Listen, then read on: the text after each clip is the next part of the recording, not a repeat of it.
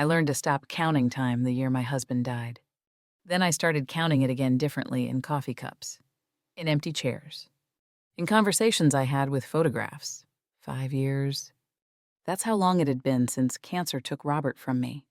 5 years since I became a widow at 53. 5 years since I promised him something I never intended to keep. The phone rang at 6 in the morning on the anniversary. My daughter, calling from 3 states away with that careful voice she'd developed for talking to her mother. "Mom, how are you doing today?" "I'm fine, sweetheart." The lie came smooth as glass. "Just having my coffee." 1 cup. I made 1 cup every morning in the kitchen where Robert used to make 2.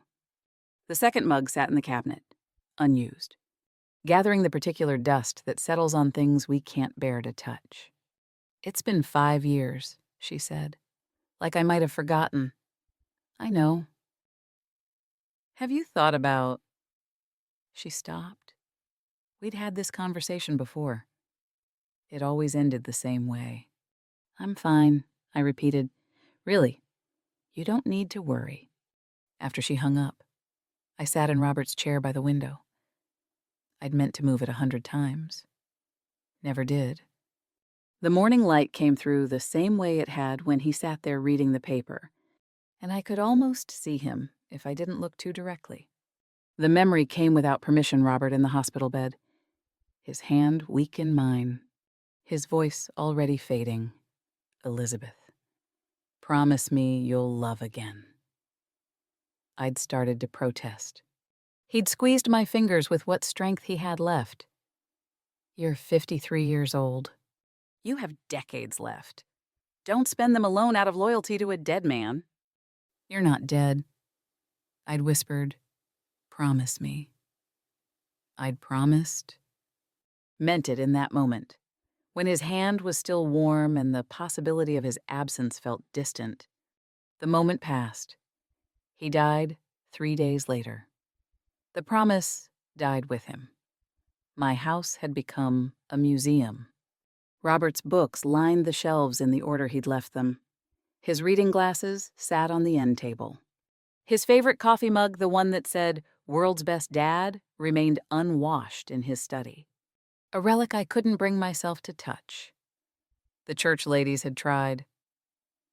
Oh, how they'd tried. 5 years of well-meaning widows introducing me to nice men at every social, dinner invitations with convenient extra chairs.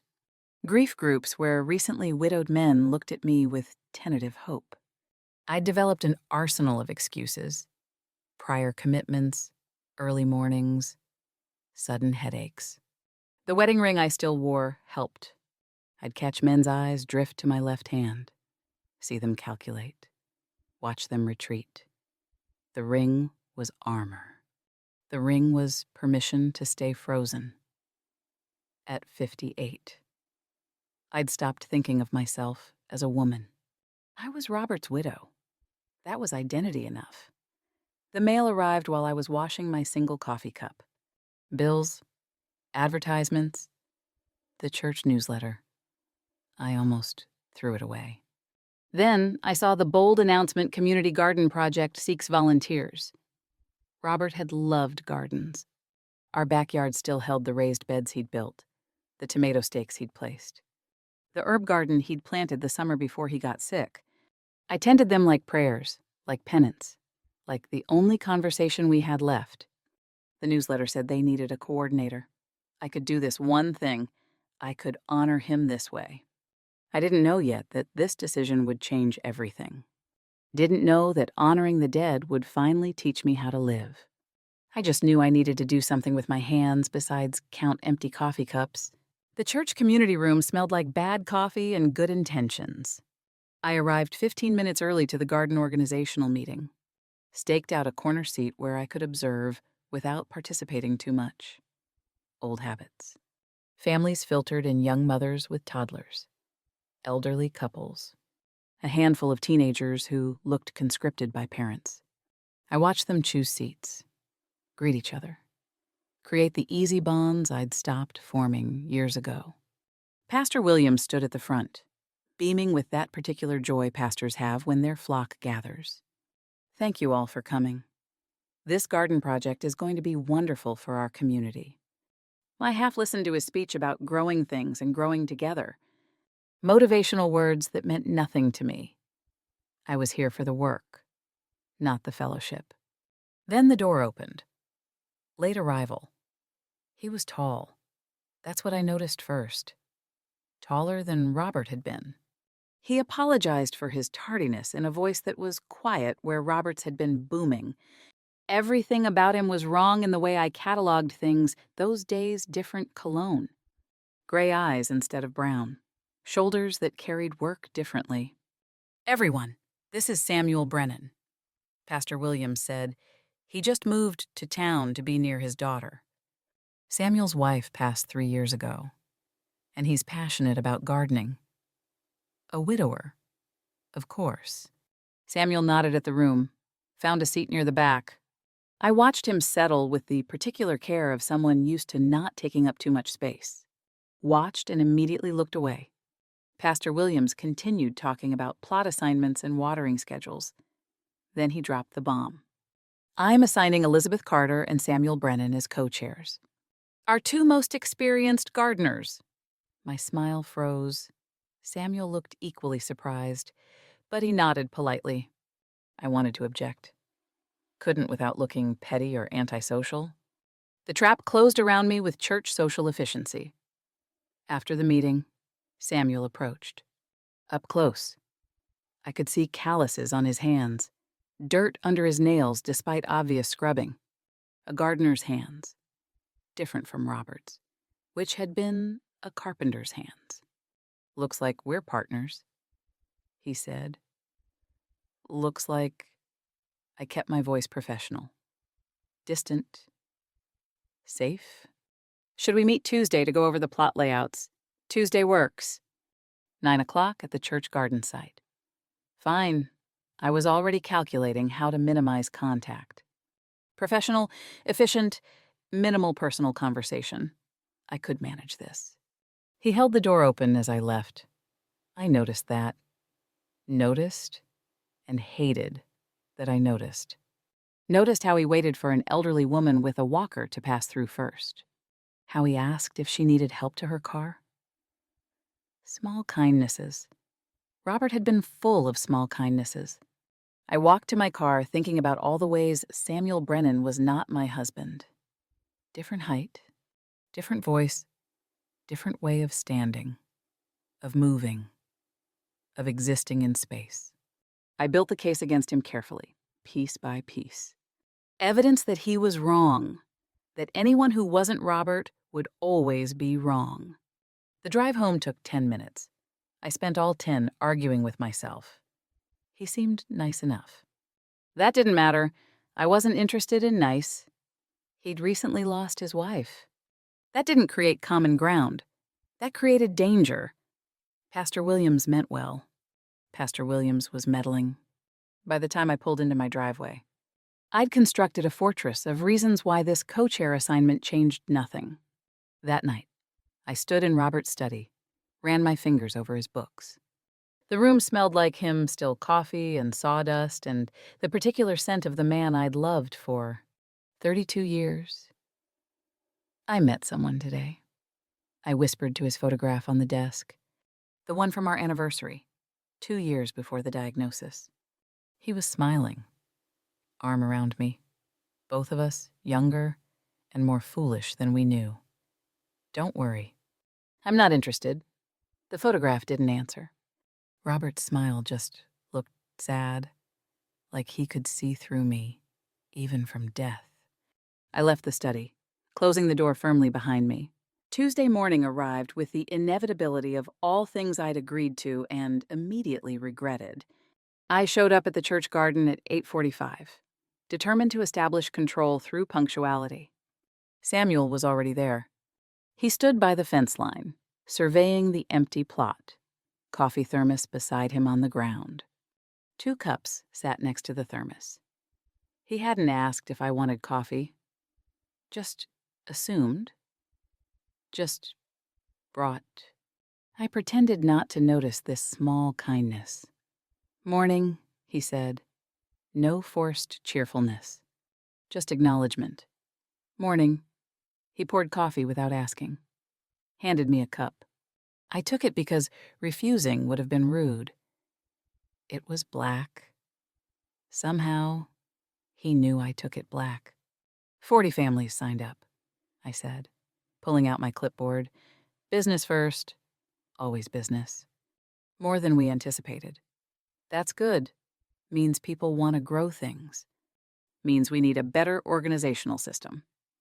We spent the next hour dividing tasks. I handled paperwork, scheduling, plant recommendations. Samuel took on heavy lifting, plot layouts, construction, clean division, minimal overlap, professional. This might actually work. The sun climbed higher. We worked in compatible silence, measuring plots, marking boundaries. Samuel worked efficiently, asking my opinion when needed, deferring to my judgment on soil amendments. He didn't try to take over. Didn't mansplain gardening to the woman who'd been growing things for 30 years. I relaxed slightly. Maybe this wouldn't be as difficult as I'd feared. Then the young mother arrived. She had 3 children under 5, all of them vibrating with that particular energy small children have in open spaces. She'd signed up for a plot. Come to see it. Brought her chaos with her. This is ours. The oldest child, maybe 4. Looked skeptical. This is ours, she confirmed, sounding exhausted. The youngest started crying. The middle child started digging in dirt that wasn't their plot. The mother closed her eyes briefly. Gathering patience, Samuel walked over. Didn't hesitate. Just knelt in the dirt next to the littlest one. The crying child who couldn't have been more than 2. "Hey there," he said softly. "Want to see something cool?" He pulled a packet of radish seeds from his pocket. "These are magic seeds. You put them in the ground, and they grow food you can eat." The child stopped crying. Watched with wide eyes as Samuel showed him how to make a small hole. Drop in a seed. Cover it gently. "Like this?" the child asked. Exactly like that. Within 5 minutes, all 3 children were planting radish seeds in their family's plot. The mother looked near tears, but grateful ones. "Thank you," she said to Samuel. They've been so excited about this. But I wasn't sure how to manage kids and gardens go together, Samuel said, standing and brushing dirt from his knees. They both need patience and care and room to make mistakes. I watched from 20 feet away. Watched and felt something uncomfortable shift in my chest. Something I didn't want to feel. I didn't want to see his kindness. I wanted flaws. I wanted reasons. I wanted evidence that I was right to keep my distance. Right to maintain my wall. Right to honor Robert by refusing everyone else. As we packed up to leave, Samuel mentioned his tomato plants at home. "Having trouble with deer," he said. "Eating everything overnight." The words came out before I could stop them. Chicken wire. 4 feet high. Buried 6 inches. Marigolds at the base. Deer hate the smell. He looked interested. 4 feet. They can jump 3. You need 4 to be safe. And check it daily. They're persistent. We talked for 5 full minutes about deer management, about companion planting and wire gauge and whether mint actually worked as a deterrent. 5 minutes of conversation that had nothing to do with our church assignment. 5 minutes that felt dangerously normal. I stopped mid-sentence. Hearing myself give advice like we were colleagues, like we were friends. "I should go," I said abruptly. "Thanks for the tips," Samuel said. If he noticed my sudden retreat, he didn't show it. I drove home with my hands too tight on the steering wheel. That evening, I watered Robert's garden in the fading light. His tomatoes were coming in, staked the way he'd taught me. I thought about Samuel's deer problem. Whether my advice would work, whether he'd follow it. Caught myself wondering and stopped. "This is about the garden," I said aloud to the tomatoes. "Not about him." The tomatoes didn't believe me any more than I believed myself. By week 3, we'd fallen into a rhythm I couldn't quite figure out how to disrupt. Samuel arrived before me every Tuesday and Saturday, set up the tools we'd need, organized the materials, made coffee I pretended not to want, and drank anyway. I brought the schedules, managed the volunteer sign-ups, answered questions about what to plant in partial shade. We worked efficiently, spoke when necessary. The silence between words wasn't uncomfortable. This terrified me more than conflict would have. I started cataloging things against my will. The way Samuel remembered, not just that I took coffee black, but that I preferred the corner plot for the demonstration garden because it got afternoon sun. How he fixed the broken gate latch the church maintenance crew had ignored for months. The quiet way he built Mrs. Henderson a raised bed when he noticed her struggling with back pain. Small kindnesses. The kind Robert used to do. I fought noticing. Noticed anyway. Week 4. I caught myself looking for his truck on Tuesday mornings. Feeling something uncomfortably close to disappointment when Rain canceled Saturday workdays. The awareness made me angry at myself. I was 58 years old, not some teenager with a crush. Then came the vandalism. I arrived early Tuesday morning to find 3 plots destroyed. Teenagers, probably drunk or bored or both. Seedlings trampled, stakes snapped. Careful work undone in minutes of stupid destruction. Samuel was already there, kneeling in the ruins with flats of replacement plants. "Where did those come from?" I asked. "My greenhouse. Had extras." He didn't make a speech about it. Didn't point out his generosity or wait for thanks. Just quietly replanted what others had destroyed. I knelt beside him without speaking. For 2 hours we worked side by side, repairing damage. His hands moved with practiced care, settling seedlings into soil, firming earth around fragile roots. We didn't need words. The work was its own language. When we finished, Samuel sat back on his heels, surveying the repaired plots. "Margaret used to say, gardens teach you everything you need to know about resilience," he said quietly. "They get destroyed. You replant. That simple—" My throat tightened. Robert said the same thing. It was the first time I'd spoken his name to Samuel. The first time I'd acknowledged that Robert existed as more than the reason I couldn't move forward. The air changed between us. Something settled, something shifted. Samuel nodded slowly. They both knew something about growing things back. We packed up in silence, but it was a different silence than before. That evening, I stood in my bathroom, staring at my left hand, at the gold band I'd worn for 37 years, the ring that had marked me as Robert's wife, then Robert's widow, the ring that said, "Not available," without me having to speak. I slid it off, just to see. My finger looked naked underneath, pale skin where the ring had protected it from sun. An indent from years of wearing. My hand looked wrong, unfamiliar, like it belonged to someone else. I stared at my bare finger for a full minute, felt my heart beating too fast. Then I put the ring back on. But I'd taken it off, even for a moment, even to wonder what it might feel like to stop wearing armor. I went to bed that night thinking about replanting, about how you put destroyed things back in the ground and trust them to grow again, about whether that worked for people the same way it worked for gardens. The next morning, I woke thinking about whether Samuel had followed my advice about the deer, whether the chicken wire worked, whether his tomatoes were surviving. I was counting his footsteps now instead of my own empty days. I didn't know when that had started. Didn't know when his silence had become familiar. Didn't know when I'd begun to miss it on the days he wasn't there. But somewhere between coffee and replanting and quiet conversations about resilience, Something had changed. And I was terrified. My 65th birthday fell on a Tuesday. I didn't mention it to anyone. 65 felt like a milestone I'd rather ignore the official mark of old age, of senior citizenship, of being more past than future. My children had called early.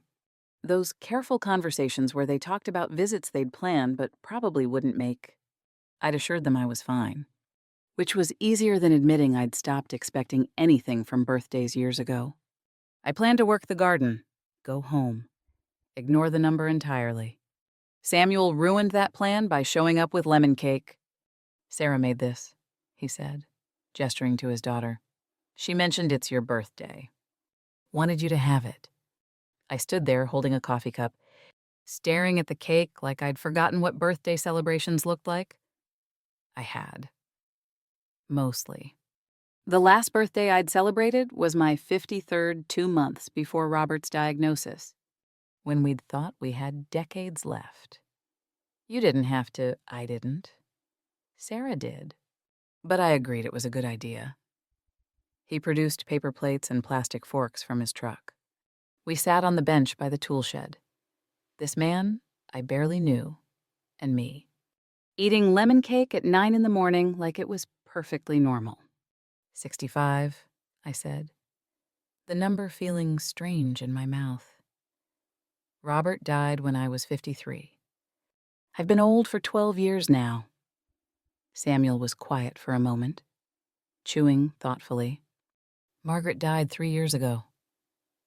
I've been dead for 3 years. I looked at him sharply.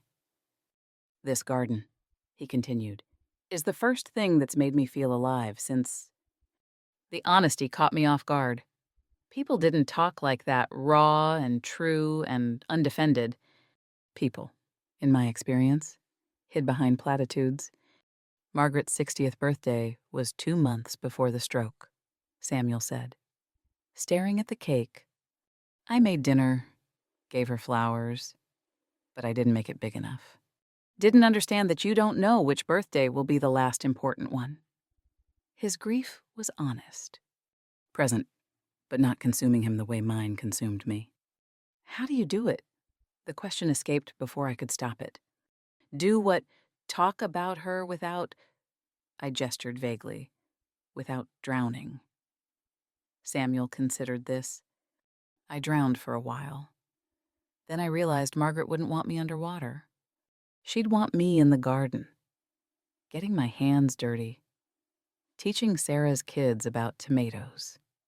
He paused. What would Robert want? The question hit like a physical blow. I thought about Robert's final words, about the promise I'd made and broken, about how I'd spent 5 years building a shrine instead of a life. He'd want me to live. I whispered, he told me to. Then maybe that's worth considering. We sat in silence, eating birthday cake in the morning sun. The moment felt both ordinary and monumental. Like something was cracking open inside me that I'd kept carefully sealed. That night, I pulled out the box from under my bed. I'd put it there 5 years ago and tried to forget about it. Robert's final letter, written 3 weeks before he died. When he knew the time was coming, but could still hold a pen, I'd read it 100 times. Tonight it read different. Elizabeth, my brave girl, I'm writing this while you're at the store. Because saying it to your face would make you cry, and I can't bear that right now. I need you to promise me something. When you meet someone who makes you laugh again, who brings you coffee without asking how you take it, who sees the Elizabeth I fell in love with, and not just the widow you'll become, don't run. You'll want to. I know you. You'll think it's betrayal.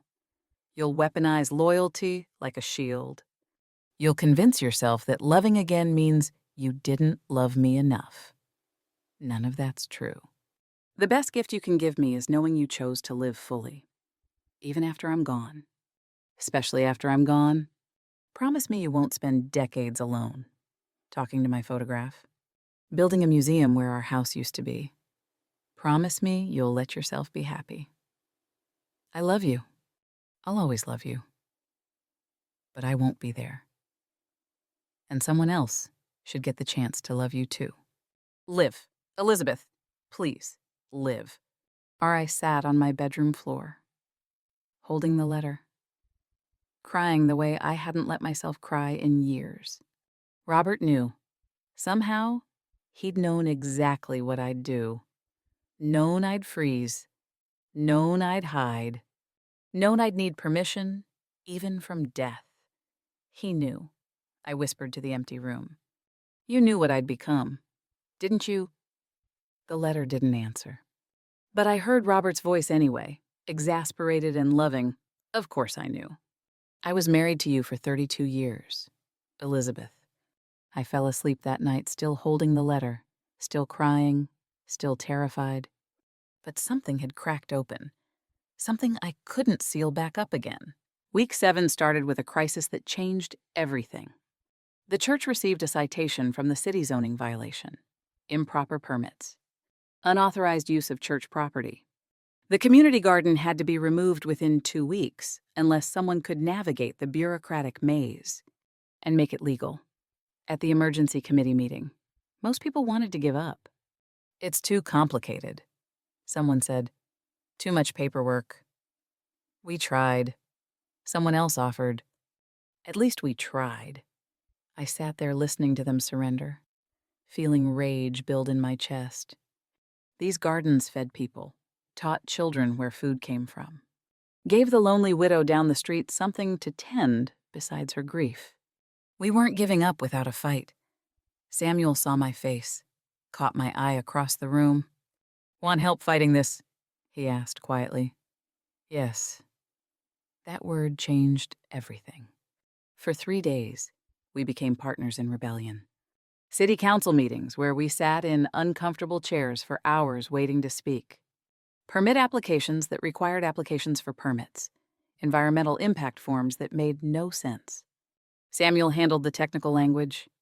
I handled the human stories. We interviewed families.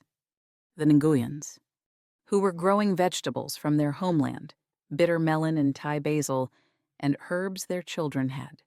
Never tasted Mrs. Wilson, who'd found purpose in her tomatoes after her husband died. Jake, the recovering addict who told us the garden was the first place he'd found peace in years. I turned their stories into testimony. Samuel turned building codes into compliance strategies. We worked late into Tuesday evening at the church office. Coffee went cold. Samuel ordered Thai food. I argued with bureaucrats on speakerphone while Samuel charted appeals processes. We were exhausted. Frustrated, united. Somewhere around 9 o'clock, I realized I'd stopped thinking of us as 2 separate people doing a task. We'd become a unit, a team. The thought should have terrified me. Instead, it felt natural. They're trying to wear us down, I said, hanging up from another circular conversation with city planning. Then we outlast them. You sound certain. I am. Samuel looked up from his laptop. These families deserve their gardens. We're not letting bureaucracy take that. He said we like it was obvious. Like there was no question we'd see this through together. At 10 p.m., Samuel finally printed the approval email. Temporary permit. Pending full review. Not perfect, but enough? We did it, he said, grinning with exhausted relief. We did it. I echoed, and then I heard myself, heard how natural it sounded. Saw Samuel looking at me differently. I saw him seeing me, not as a co-chair, not as a fellow gardener, as Elizabeth, as a woman, as someone separate from Robert's widow. Panic hit like cold water. I should go, I said abruptly. Early morning tomorrow. Lots to do. I grabbed my bag, fled to my car before he could respond. Drove home with my hands shaking on the wheel. The guilt crashed down in waves. I felt like a teenager with her first crush. Absurd. Inappropriate. I was 65 years old. I was a widow. I had grandchildren. This was ridiculous. This was betrayal. I'd spent 5 years building an identity around Robert's memory. 5 years telling myself that loyalty meant staying frozen. 5 years convincing myself that living again meant I hadn't loved him enough the first time. And now, here was Samuel, with his quiet kindness and his terrible coffee and his easy use of the word we, making me feel things I'd thought died with Robert, making me feel alive. I parked in my driveway and sat in the dark, trying to catch my breath. I didn't go back to the garden for week 8. I sent emails instead, invented family obligations, cited work commitments I didn't have, let Samuel's calls go to voicemail. His kind voice asking if everything was okay, if I needed anything, if he'd done something wrong. He hadn't done anything wrong. That was the problem. I spent 3 days rearranging Robert's study. It was the 3rd time in 5 years I'd reorganized that room, moved his books into different orders, dusted his reading glasses, washed his favorite coffee mug that I'd kept unwashed as some kind of twisted preservation. I was building a shrine again. My daughter showed up unannounced on Thursday. Walked in, found me surrounded by Robert's things, stared at me with something between pity and frustration. "Mom, what are you doing? Preserving his memory? You're building a shrine." She picked up Robert's coffee mug, the one I'd just washed and was carefully placing back on his desk. "This is different from memory. This is worship. I don't expect you to understand. Dad died 5 years ago." Her voice cracked. "I miss him every day. But I'm not building altars. I'm living the way he wanted us to. Your father wanted. I know what Dad wanted. I was there when he told you to find someone new. I was there when he made you promise to love again. You think I don't remember?" The accusation hung between us. "I'm being loyal," I said weakly. "You're being afraid." She set the mug down harder than necessary. "Dad didn't die so you could stop living. He died hoping you wouldn't. We fought, properly fought, the way we hadn't since she was a teenager." She said things I needed to hear and didn't want to listen to. I said things I'd regret later. She left angry. I stayed angry, but her words echoed after she was gone. "Dad didn't die so you could stop living." I sat in Robert's frozen study, a room that looked exactly as it had the day he died. His papers, his projects, his half-finished crossword puzzle. Everything preserved like a museum exhibit, The Life of Robert Carter, 1959-2020. I thought about how Samuel mentioned Margaret naturally, with love, but without obsession. How he honored her by continuing to garden, not by stopping, by living, not by freezing. I wasn't honoring Robert by refusing to live.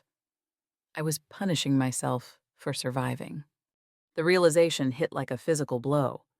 I'd spent 5 years convincing myself that staying frozen was faithfulness, that suffering proved love.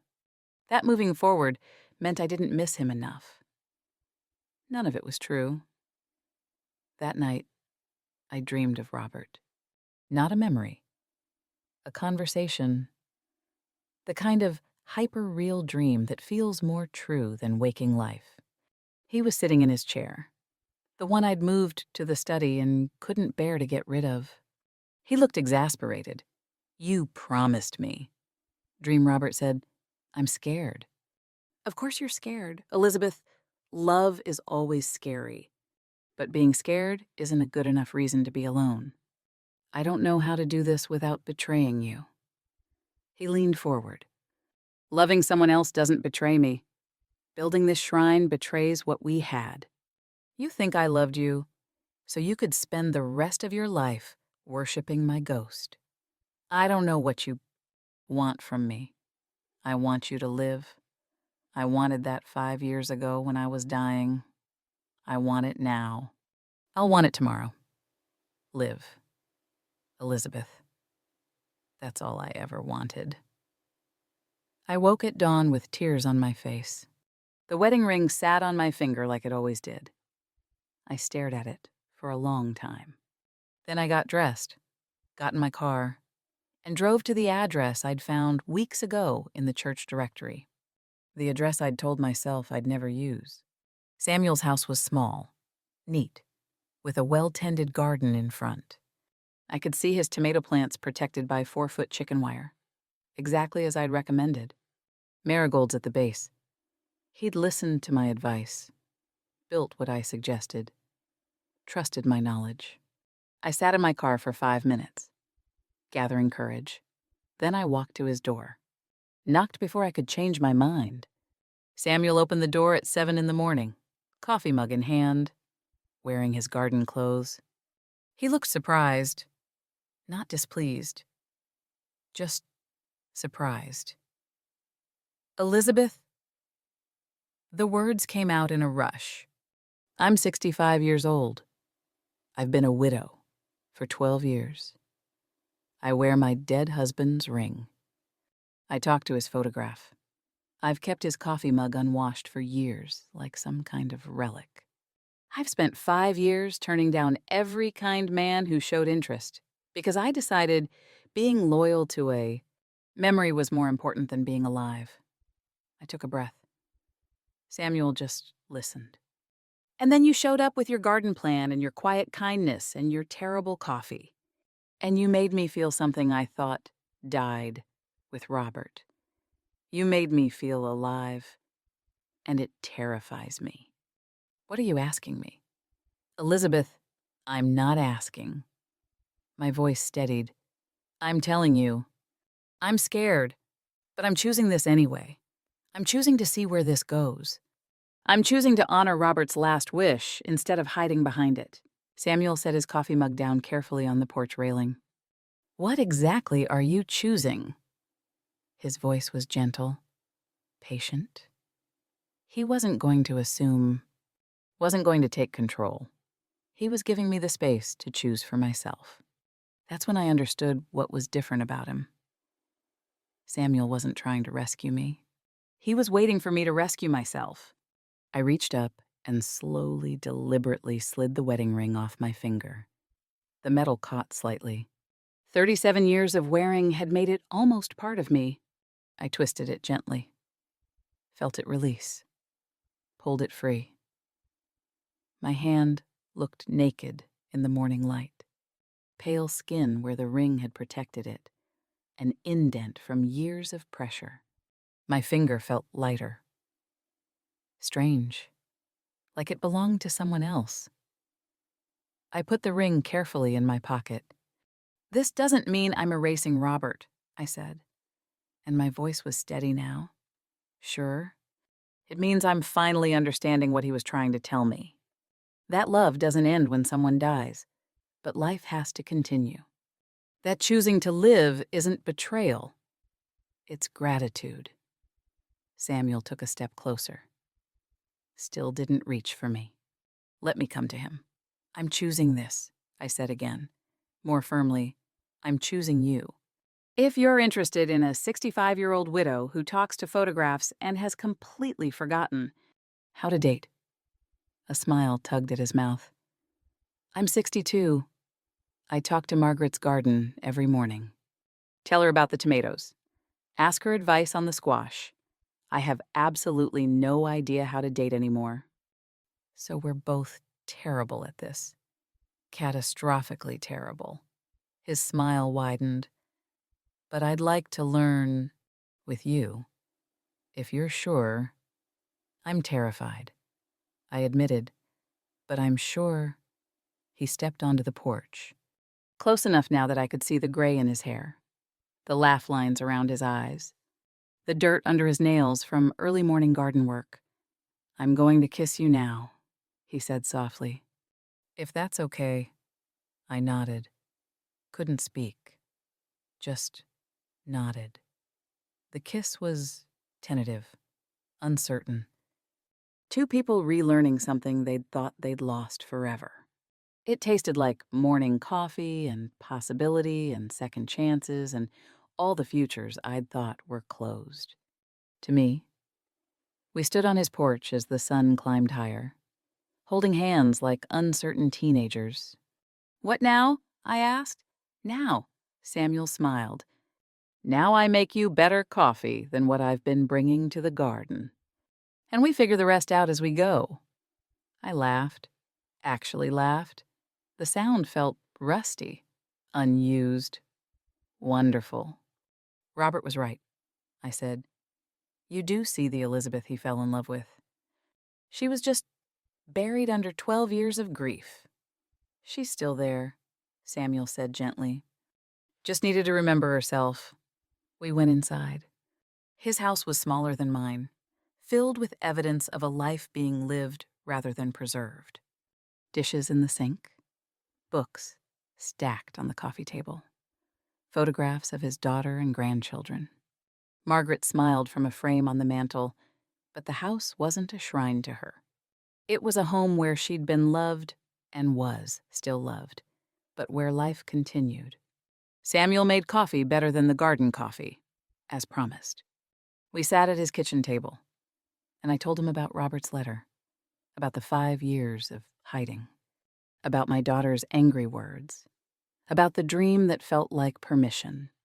He told me about the first year after Margaret died, how he'd considered selling the house, moving somewhere with no memories, how his daughter had stopped him, how he'd learned slowly that honoring the dead meant living fully, not dying with them. I still miss her, he said. Every day, that doesn't stop. Robert's been gone 5 years, and I still set out 2 coffee cups sometimes, just out of habit.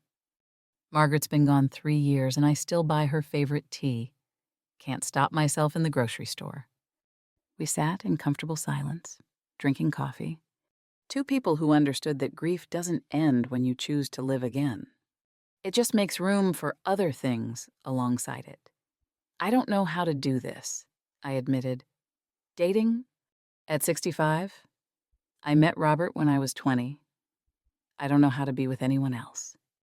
We'll figure it out. Samuel refilled my coffee cup. No rush, no rules. Just let's see what happens. Let's see what happens.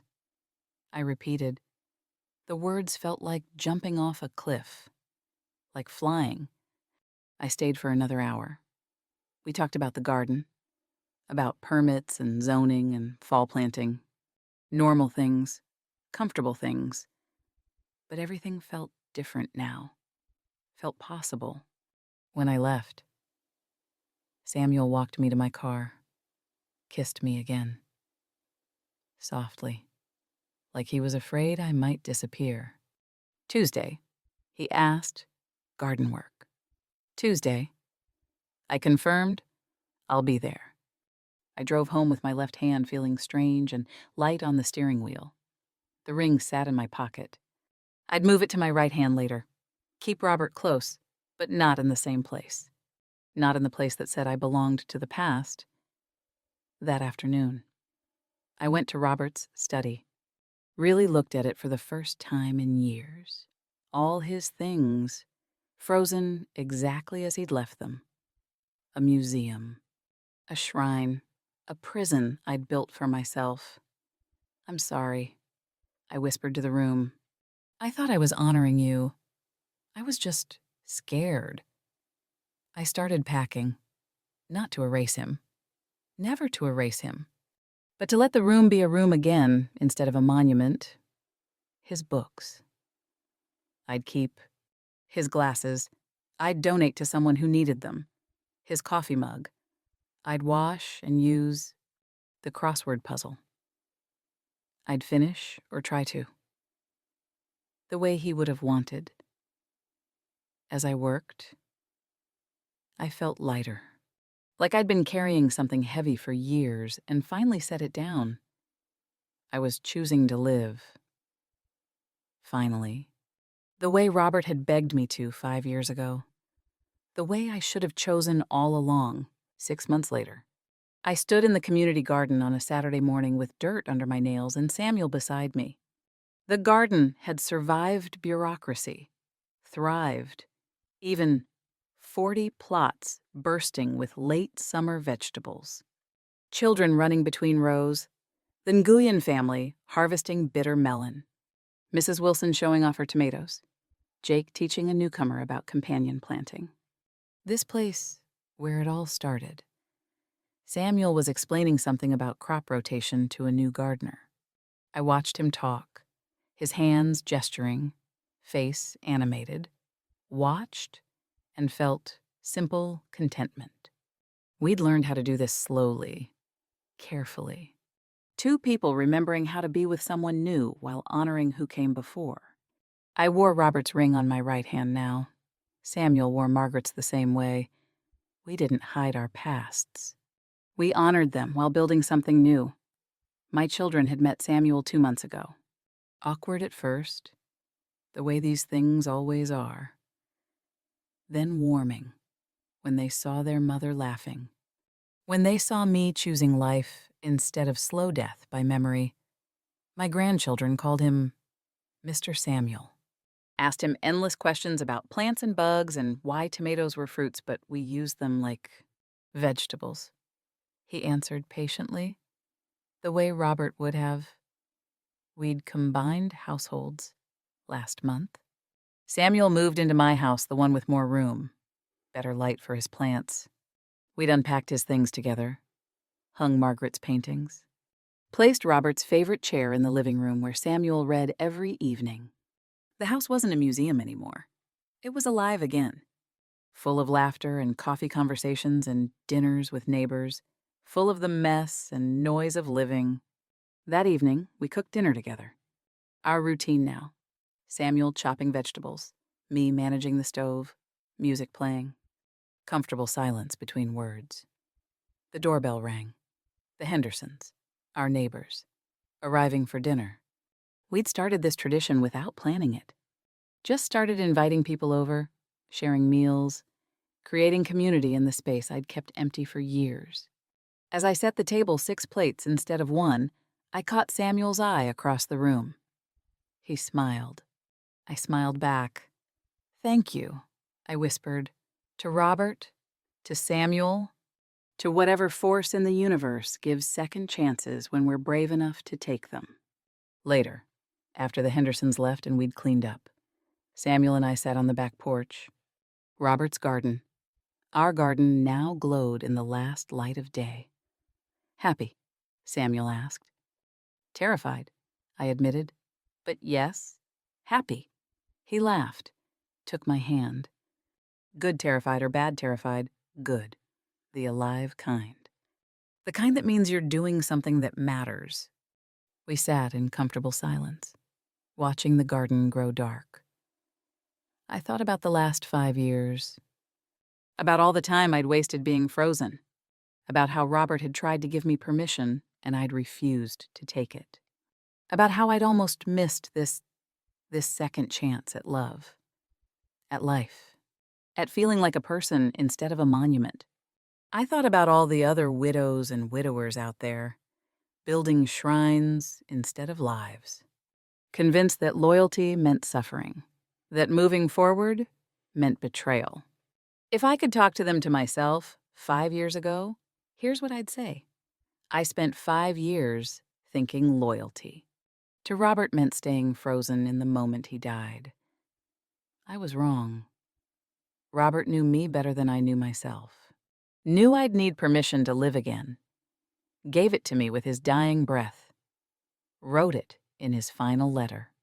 Made me promise, because he knew I'd break that promise if given the chance. It took me 5 years and a quiet widower with dirt under his nails to understand what Robert was saying. Love doesn't divide. It multiplies. Loving Samuel doesn't diminish what I had with Robert. It honors it. Robert loved me so completely that his last act was to ensure I wouldn't spend my remaining decades alone, out of misplaced faithfulness. at 65. I'm learning to date at 65. I'm feeling butterflies when someone calls. At 65, I'm discovering that it's never too late to choose life over existence. The best way to honor 32 years of love isn't to stop living. It's to love so completely that you're brave enough to do it again. To anyone reading this who's lost someone and thinks their life is over, it's not.